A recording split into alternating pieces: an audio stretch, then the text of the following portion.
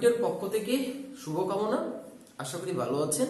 তো আমরা আজকে উপবৃত্ত চ্যাপ্টারে ছিলাম, অর্থাৎ কনিক চ্যাপ্টারে ছিলাম। তো কনিক চ্যাপ্টারে আমরা উপবৃত্ত অংশে ছিলাম। তো আগের পর্বে আমরা উপবৃত্তের একটা অঙ্ক করিয়েছি। এর আগে উপবৃত্তের সবগুলো ভিডিও লিঙ্ক কিন্তু এই ভিডিও ডেসক্রিপশন বক্সে নিচে দেওয়া আছে।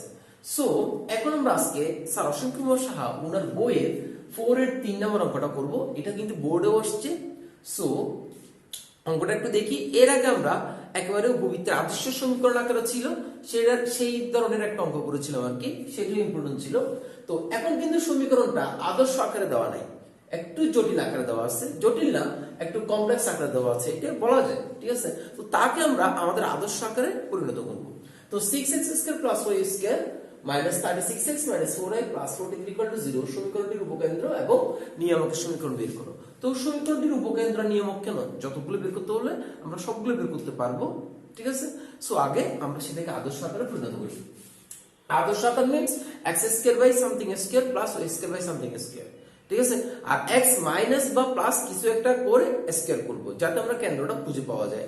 ওকে, এগুলো সবগুলো আগে পর্বে সব বিষয়গুলো আলোচনা করা হয়েছে। যদি না দেখে থাকেন কাইন্ডলি দেখে এটা দেখলে অবশ্যই ভালো লাগবে। ওকে, সো প্রদত্ত সমীকরণ যেটা দেওয়া আছে আমার কাছে, সো 6x² আমরা এখানে দ্বিঘাত করার জন্য 6x² পাশে -36x কে নিয়ে আসতেছি, দ্বিঘাত করব মানে দ্বিঘাত x something square whole square plus 4y² minus 4y equal to -43 কে ওই পাশে নিয়ে গেলাম। কেন বললাম দেখেন, এখান থেকে যদি আমি 6 কমন নিই x² - 6 আসে, এখান থেকে যদি 4 কমন নিই y² - y আসে equal to -43।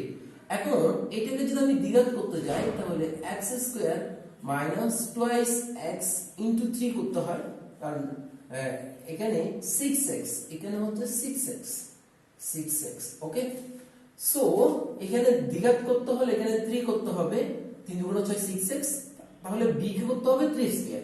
এখন এখানে যে 3² রেখেছি সেটা তো বাড়তি রেখেছি, তাহলে সেটা মাইনাস করে দিই, প্লাস 4 × y² - 2y, এখানে 2 দিয়েছি কিন্তু 2 ছিল না, 4 কমন নিয়েছি, হাফ দিয়ে দিই, তাহলে y কে মিলে গেল। কিন্তু হাফটা যে বাড়তি আনলাম সেটা বাড়তি আনলো, সেটা আমাকে যেহেতু b ধরেছে এটাকে b² ধরতে হবে, ঠিক আছে। একটা সেকেন্ড ব্র্যাকেট দিই। এখন এই যে হাফ স্কয়ার প্লাস দিলাম সেটা আমি আগন্তুক নিয়েছি, সেটা মাইনাস করে দিই ইকুয়াল টু -43, ঠিক আছে। সো আমরা সমীকরণটা পাচ্ছি কি তাহলে x - 3 হোল স্কয়ার, এখানে 9 তো 6 × 9 = 54। আশা করি বুঝছি। 6টা এই অংশের সাথে গুণ হয়েছে, এই অংশ সমান এটা লিখেছি, আর 6টা আবার 9 এর সাথে গুণ করে এটা লিখেছি। ওকে, সো এইবার আসি আমরা 4 ইনটু এখানে পাচ্ছি আমরা y - half হোল স্কয়ার, আর 4টা আবার এখানে এসে 4 × 1/4 হবে, এটার সাথে গুণ হবে, এটা সমান হয়ে যাচ্ছে এভারেজ হোল স্কয়ার, আর মাইনাস এটার সাথে 4টা এটার সাথে গুণ হবে। ওকে, সো এই হচ্ছে বিষয় ইকুয়াল টু -43। এখন আসি তাহলে আমরা 6 × x - 3 whole square plus 4 × y - half whole square, 4 চলে গেলে আর তারপর -1 ইকুয়াল টু -43, আর এটা হবে +54, এটা হবে +1। তাহলে এখান থেকে আমি পাচ্ছি কি 6x - 3 whole square plus 4 × y - half whole square equal to এখানে আসতেছে 12। ওকে, সো আমি যদি এখন বোথ সাইডে 6x - 3 whole square divided by 12 plus 4 × y - half whole square divided by 12 equal to 1, উভয় দিকে 12 দ্বারা ডিভাইড করলাম, তাহলে এখানে আমি পাচ্ছি x - 3 হোল স্কয়ার, তারপর এখানে পাচ্ছি 2 plus y - half whole square, এখানে পাচ্ছি 3 equal to 1। সো আমি কিন্তু আমার উপবৃত্ত সমীকরণ পেয়ে গেলাম। ওকে, সো এখানে 2 কে আমি যদি √2² করি তাহলে আমরা একেবারে আদর্শ আকারটা পেয়ে যাচ্ছি, x - 3 whole square plus y - half whole square. এখানে আমাকে কোনো কিছু মাইনাস ইচ্ছা করে করতে হয়নি, জিরো দিতে হয়নি, মাইনাস পেয়ে গেছি, এখান থেকে আমরা কেন্দ্র পেয়ে যাচ্ছি। So √3 square equal two 1। তো আগের পর্বে যে অঙ্কটা করেছিলাম সেখানে এটা হচ্ছে এ, এটা হচ্ছে বি। এ বড় ছিল, ক্ষুদ্রাক x অক্ষের উপর অবস্থান ছিল, কিন্তু এখন বি বড়, ক্ষুদ্রাক্ষ এখন এ তে, বৃহদাক্ষ এখন এর তে। আগে বৃহদাক্ষটা ছিল এর আগের অঙ্কে x অক্ষ বরাবর, কিন্তু এইটার বৃহদাক্ষ হবে y অক্ষ বরাবর। ওকে, সো এই হচ্ছে আমার উপবৃত্তের সমীকরণ। তাহলে এই সমীকরণটা আমরা দেখতে পাচ্ছি যে এখানে এখানে এর ভ্যালু হচ্ছে, এখানে a সমান হচ্ছে √2 এবং b সমান হচ্ছে √3, এবং এখানে a থেকে কিন্তু b বড়, এখানে কিন্তু b বড় a ছোট, ঠিক আছে। √3 হচ্ছে বড় আর a হচ্ছে √2 হচ্ছে ছোট। তাহলে আমার উপবৃত্তটা কোথায়? y অক্ষের উপরে। তাহলে আমার উপবৃত্তটা যদি এরকম হয় যে হচ্ছে x প্রাইম, সো আমার কাছে কেন্দ্র হচ্ছে কোথায়? 3/2, দেখছেন? তো সেটা আমরা কিভাবে বের করি? x - 3 = 0, so x = 3। এটা দেখে আমরা বুঝে যাচ্ছি। এখানে যদি প্লাস হাফ থাকতো তাহলে y = -হাফ আসতো। তো y - half = 0, so y = half. তাহলে আমরা কেন্দ্র পেয়ে যাচ্ছি, সেটা হচ্ছে, যদি আমাকে কেন্দ্র বের করতে বলে নাই, তারপর আমি কেন্দ্র বলে দিচ্ছি, কেন্দ্র হচ্ছে 3/2। কেন্দ্র হচ্ছে 3/2 মানে হচ্ছে 1 2 3, আর এখন যদি 1 হয় এটা হবে, এটা হচ্ছে কেন্দ্র। তাহলে আমার উপবৃত্তটা, ঠিক আছে, উপবৃত্তটা অনেকটা এই শেডের হবে, উপবৃত্তটা অনেকটা এই আকৃতির হবে। আচ্ছা, সো এখন আমরা কেন্দ্র পেয়ে গেছি।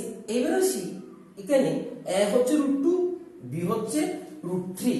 তাহলে এখান থেকে এই যে এটা, এই যে উপবৃত্তের শীর্ষ, এটা হচ্ছে √3, 0, আর এটা হচ্ছে -√3, 0। এই শীর্ষবিন্দু স্থানাঙ্ক, যদি আমাকে শীর্ষবিন্দু স্থানাঙ্ক বের করতে বলে তাও শীর্ষবিন্দু স্থানাঙ্ক আমরা পেয়ে গেছি। ওকে, এখন আমাকে বলছে সমীকরণটির উপকেন্দ্র নির্ণয় করো। তো সমীকরণটির উপকেন্দ্র হচ্ছে, এখান থেকে b পরিমাণ এদিকে যাব, আর এখান থেকে b পরিমাণ নিচে নামবো, ঠিক আছে। সো আমার কেন্দ্র কত ছিল? আমার কেন্দ্র হচ্ছে যে 3, -হাফ, আমার হাফ, আমার কেন্দ্র হচ্ছে 3, হাফ। ওকে, তাহলে আমার একটু দেখি যে কেন্দ্র থেকে আমি উপর উঠবো, কেন্দ্র থেকে আমি নিচে নামবো। তাহলে উপকেন্দ্রের সমীকরণটির উপকেন্দ্র এবং নিয়ামতের সমীকরণ। তো সমীকরণটি উপকেন্দ্র দ্বয়ের স্থানাঙ্ক আমাকে বের করতে বলছে। আমি যদি উপকেন্দ্র দ্বয় এটাকে s ধরি, এটাকে s1 ধরি, তাহলে উপকেন্দ্র দ্বয়ের স্থানাঙ্ক আমাকে বের করতে বলছে। তো উপকেন্দ্রের স্থানাঙ্ক বের করা হচ্ছে BE। তো যে কোনো সময় বলছি, অধিবৃত্ত করতে যান বা উপবৃত্ত করতে যান, আপনাকে আগে ইটা বের করতে হবে। সো আমরা যদি উৎকেন্দ্রিকতা বের করতে বলা নাই, কিন্তু আমরা উৎকেন্দ্রিকতা বের করে রাখছি আমাদের জন্য। তাহলে উৎকেন্দ্রিকতা, তাহলে উৎকেন্দ্রিকতা ই সমান আমরা কি জানি? √1 মাইনাস ছোট স্কয়ার বাই বড় স্কয়ার। এখানে ছোট কত? √2। তাহলে √2 square by √3 square, square by বড় স্কয়ার। ওকে, তাহলে উৎকেন্দ্রিকতা ই সমান হচ্ছে 1 মাইনাস ছোট স্কয়ার বাই বড় স্কয়ার। তাহলে এখান থেকে আমরা কি পাচ্ছি? √1 মাইনাস 2/3 পাবো, আর সেখান থেকে পাচ্ছি আমরা 1/3, 3 থেকে 2 চলে 1/3 পাবো। সো আমরা পাচ্ছি 1/√3। তো আমরা পাচ্ছি 1/√3 উৎকেন্দ্রিকতা। তাহলে উৎকেন্দ্রিকতা যেহেতু পেয়ে গেছি ই, তাহলে আমার অর্থাৎ আমার উপবৃত্তের অর্থাৎ উপকেন্দ্রদ্বয়ের স্থানাঙ্ক, অর্থাৎ উপকেন্দ্রদ্বয়ের স্থানাঙ্ক সমান আমরা কি জানি? Plus minus b. এখান থেকে বি সামনে যাব, এখান থেকে বি নিচে নাও। তাহলে আমরা সুতরাং বি সমান আমরা কি লিখতে পারি? বি সমান হচ্ছে, বি এর ভ্যালু হচ্ছে যে √3 ইনটু 1/√3 সমান কত? 1, ঠিক আছে। তাহলে বি সমান হচ্ছে আমার কাছে 1। তাহলে এখানে x এর মান তো পরিবর্তন হবে না, x তো ঠিকই থাকবে, এই অক্ষের উপরে কিন্তু আমার বৃহদাক্ষটা, ঠিক আছে।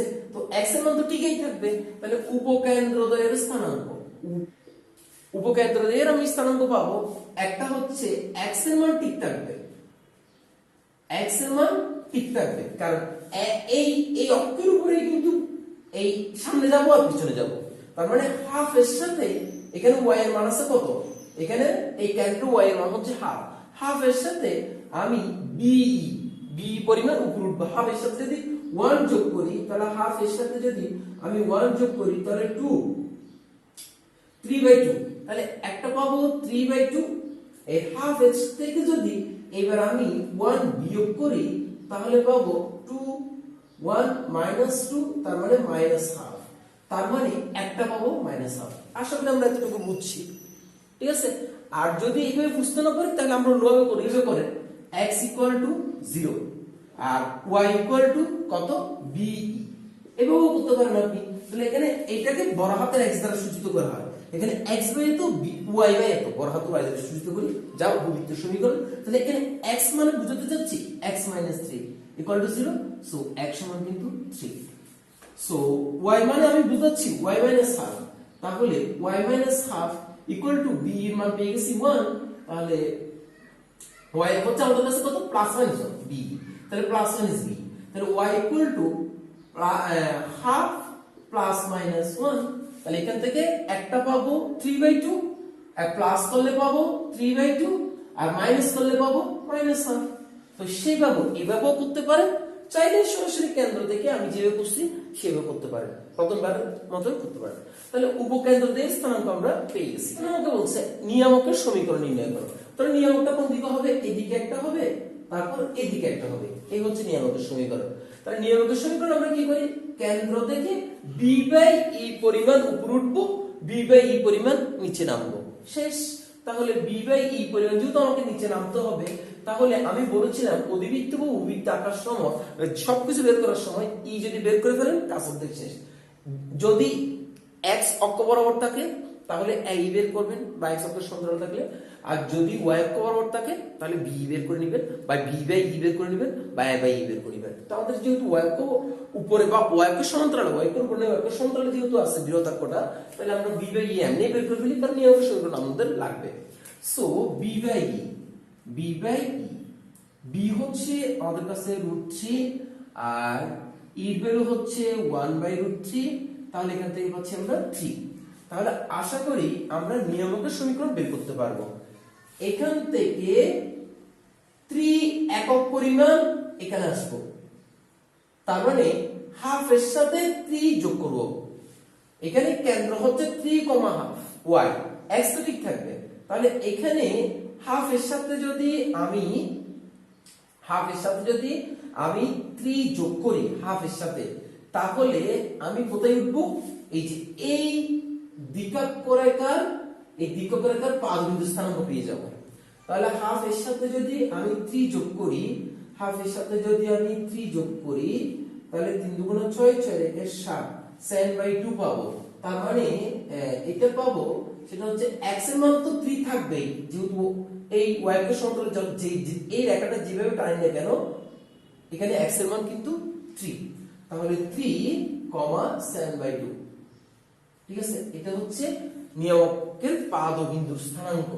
আচ্ছা, তো নিয়ামকের পাদবিন্দুর যেহেতু স্থানাঙ্ক বের হয়ে গেছে, যদি আমাকে বের করতে বলা নাই তাহলে নিয়ামকের সমীকরণ বের করতে বলছে, তাহলে নিয়ামকের সমীকরণ, তাহলে নিয়ামক কোনটা, এটা, এই যে এটা, এই রেখাটার সমীকরণ বের করতে যাচ্ছি, এই রেখাটার সমীকরণটা আমরা বের করতে যাচ্ছি, ঠিক আছে। সো এই নিয়ামকের সমীকরণ এইটা যদি বের করতে যাই তাহলে একটা পাওয়া যাবে কি, যেহেতু এই বিন্দুতে 7/2, এই রেখাটা x অক্ষের সমান্তরাল, তাহলে নিয়ামকের সমীকরণ হবে x অক্ষের সমান্তরাল যে কোনো সরলরেখার সমীকরণ হচ্ছে y = সামথিং, তাহলে y এই রেখাটার সমীকরণ হবে 7/2, তো সেখানে আসবে 2y - 7 = 0, ঠিক আছে। এইবার হাফ এর সাথে 3 যোগ করেছিলাম b/e, তাহলে কেন্দ্র থেকে b/e এখন কি নামবো, নিচে নামবো, কেন্দ্র থেকে অর্থাৎ 3 একক নিচে নামবো, তাহলে নিচে নামবো কোন দিকে, y অক্ষের দিকে, এই যেহেতু x, তাহলে হাফ এর সাথে এখন আমি 3 মাইনাস করব। এখন যদি আমি মাইনাস করি তাহলে কি পাবো, মাইনাস করলে 3 গুণ 6, 6 চলে গেল -5/2 পাবো, ঠিক আছে, 5/2 পাবো। তাহলে এখন নিয়ামকের সমীকরণ আরেকটা হবে নিয়ামকের সমীকরণ, সেটা হচ্ছে y এইটাও এই যে x এক্সিসের সমান্তরাল সরলরেখা এইটা এদিকে নিয়ামক রেখা হবে, তাহলে y ইকুয়াল টু -5/2, এখান থেকে পাচ্ছি 2y প্লাস 5 ইকুয়াল টু 0। তাহলে এটা একটা সমীকরণ, এটা একটা সমীকরণ। 2y প্লাস 5 হচ্ছে এই নিয়ামক রেখা, আর 2y মাইনাস 7 হচ্ছে এই নিয়ামক রেখা। আশা করি আমরা বুঝছি। আচ্ছা, এখানে যদি আমাকে বলতো, এখন তো আমরা নিয়ামকের সমীকরণ বের করেছি, যদি বলতো উপকেন্দ্র থেকে নিয়ামকের দূরত্ব কত, ও উপকেন্দ্র থেকে নিয়ামকের দূরত্ব, আশা করি আমরা পাইতাম।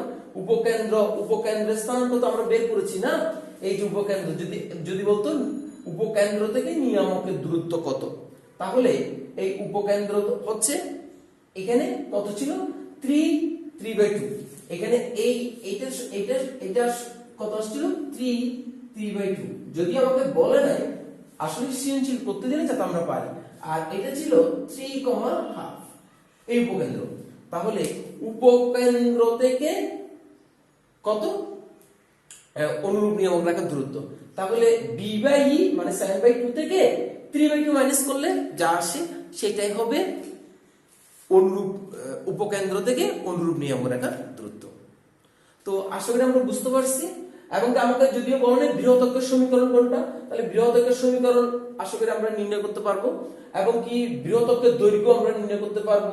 ঠিক আছে, এখান থেকে ক্ষুদ্রাকের দৈর্ঘ্য আমরা নির্ণয় করতে পারবো। ওকে, ভালো থাকে, সুস্থ থাকে।